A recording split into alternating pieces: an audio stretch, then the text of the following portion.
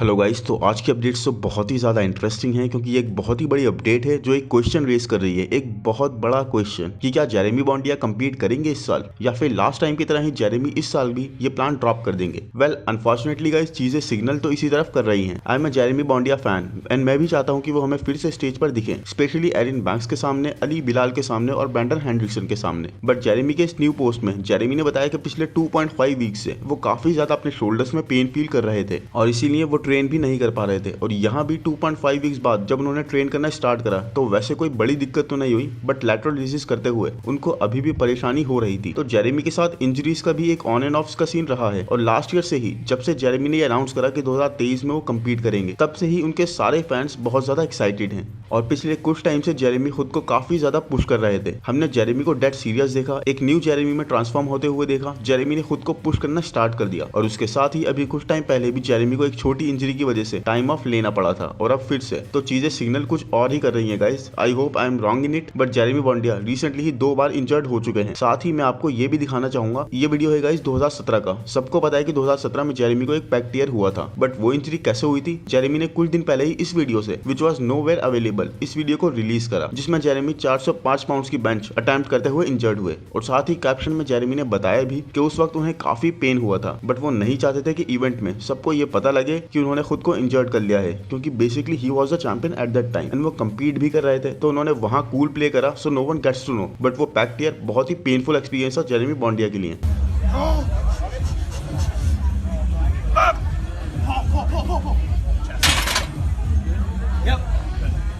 और गाइस, ये है लेटेस्ट अपडेट सैमसन डॉडा की, हमारे आर्नोल्ड क्लासिक चैंपियन। इस वक्त सैमसन 310 पाउंड्स वे कर रहे हैं एंड गाइस ऑनेस्टली निक को हराने के बाद अब सैमसन को सिर्फ डेरेक और हार्डी को बीट करना है to take the title home. अभी सैमसन को ऑलमोस्ट 2 वीक्स हो रहे हैं आर्नोल्ड क्लासिक हुए हुए एंड सैमसन का रीबाउंड फेज बहुत ही अच्छा जा रहा है। Samson is looking bigger with those extra calories जो किसी भी शो के बाद आती हैं, लेकिन उसके बाद भी सैमसन क्रेजी टाइट लग रहे हैं और सैमसन किसी भी हाल में अपने शेप को सैक्रिफाइस नहीं करना चाहेंगे, क्योंकि अब सैमसन हमें पिट्सबर्ग प्रो में गेस्ट पोजिंग करते हुए दिखेंगे। अब सैमसन यहाँ से कितना और साइज गेन करते हैं ये देखना होगा, क्योंकि guys 310 pounds is way big. But जैसा सैमसन ने इस स्टोरी में बताया, we want to improve everything.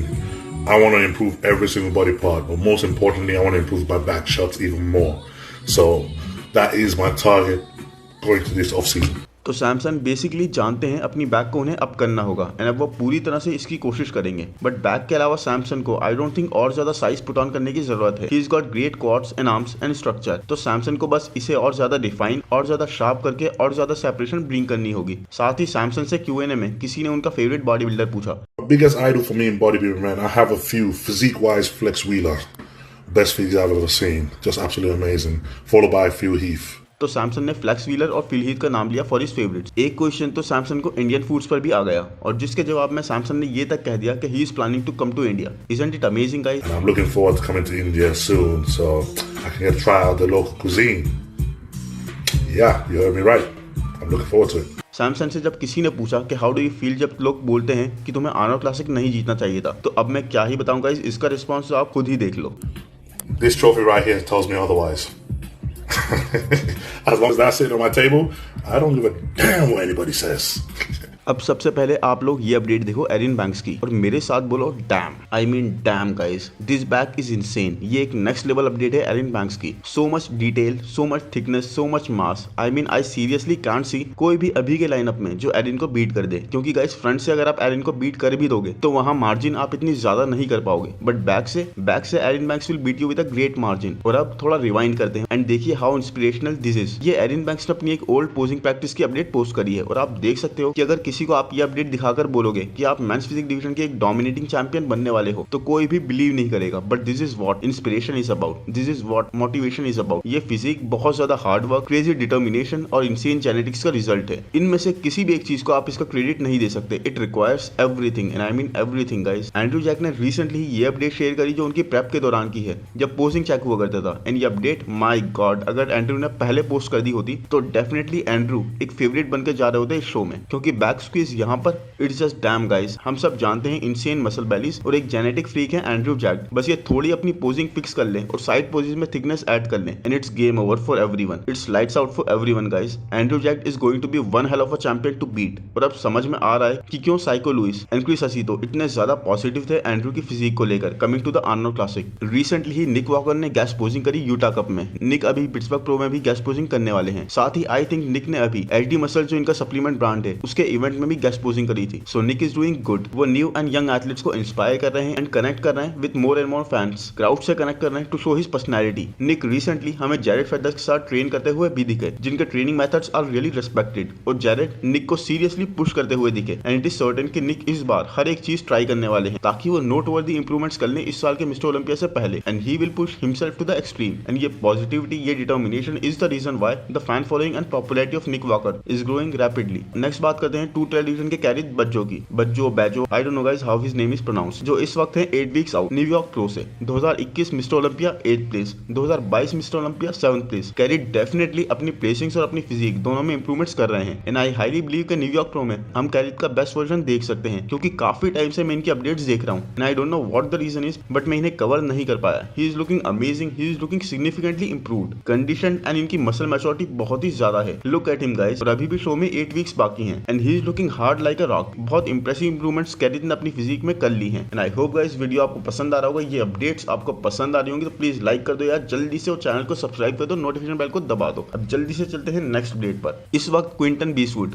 बहुत ज्यादा हेडलाइंस में है जिस तरह की अपडेट्स सिग्निफिकेंट प्रोग्रेस के साथ वो पोस्ट कर रहे हैं। एंड्रयू जैक्ट जो कि खुद एक one of the most genetically gifted athlete हैं, उन्होंने खुद ये स्टेटमेंट दिया है कि there is one athlete he is scared of and that is Quinton. इस वक्त क्विंटन 350 पाउंड्स वे कर रहे हैं and 350 pounds guys is way too much. ये बिग रैमी, सैमसन डॉटर जैसे मैसिव एथलीट से भी ज्यादा है। क्विंटन एक टॉलर बॉडी बिल्डर है जो ऑलमोस्ट 6 फीट 4 इंचेस के हैं और ये भी मैट जॉनसन के साथ ट्रेन कर रहे हैं। लास्ट टाइम हमने क्विंटन को टेक्सास प्रो में कंपीट करते हुए देखा था 2022 में और वहां उनकी 5th प्लेस आई थी। और फिर क्विंटन ने एक गैप लिया था टू इंप्रूव क्योंकि इतनी ज्यादा हाइट पर इनको अपने फ्रेम पर और भी ज्यादा थिकनेस ऐड करने की जरूरत थी और अब वो थिकनेस, वो मास क्विंटन के पूरे फ्रेम पर फिल्ड आउट लग रही है। और इन कुछ न्यू अपडेट्स के बाद से एक क्वेश्चन रेज होने लगा था कि हम कब क्विंटन को कंपीट करते हुए देखेंगे, तो क्विंटन ने इसका आंसर अपने न्यू इंस्टाग्राम पोस्ट में करा है गाइस। एंड क्विंटन अभी इस साल भी एक पूरा गैप लेने वाले हैं और इन्होंने कैप्शन करा कि you all go have your fun this year, next year is mine. So it's clear guys कि 2024 से पहले क्विंटन का कोई प्लान नहीं है टू कंपीट। फाइनली सर्जियो के ऊपर जो चार्जेस थे वो सब सॉर्ट हो गए हैं एंड सीम्स लाइक सर्जियो अभी भी रेडी है कंपीट करने के लिए, बट किस शो में ये अभी भी सर्जियो ने रिवील नहीं करा and fans can't stop guessing. Sergio ने ये लेटेस्ट कुछ पिक अपलोड करी है and to be honest guys, जिस तरह से सर्जियो ने बताया था कि प्रीसीजन में उन्हें काफी दिक्कत हो रही थी, वो इनफ कैलोरीज को टारगेट नहीं कर पा रहे थे, ना ही उनको इनफ प्रोटीन मिल पा रहा था वहां पर। उनकी प्रेप काफी अच्छी तरह से अफेक्ट हो गई थी। सो डेफिनेटली हमें सर्जियो इन कुछ अपडेट्स में डाउन साइज लग रहे हैं कंपेयर टू जैसे वो अभी इस इंसिडेंट से पहले लगते थे, क्योंकि इससे पहले इनका पूरा प्रेप मोड ऑन था और सर्जियो के वो मैसिव आर्म्स यहाँ पर हमें डाउन साइज लगे। और लास्ट ईयर का गैप लेने के बाद लग रहा था कि सर्जियो अपना ऑल टाइम बेस्ट लाने वाले हैं एंड आई थिंक अब सर्जियो किसी आगे के शो को पिक करेंगे to recover physically as well as mentally, क्योंकि जैसी सिचुएशन, जिस तरह का मेंटल ट्रॉमा लास्ट कुछ वीक्स में सर्जियो ने फेस करा है उससे ओवरकम करना asks for time. And guys Brad Wilkin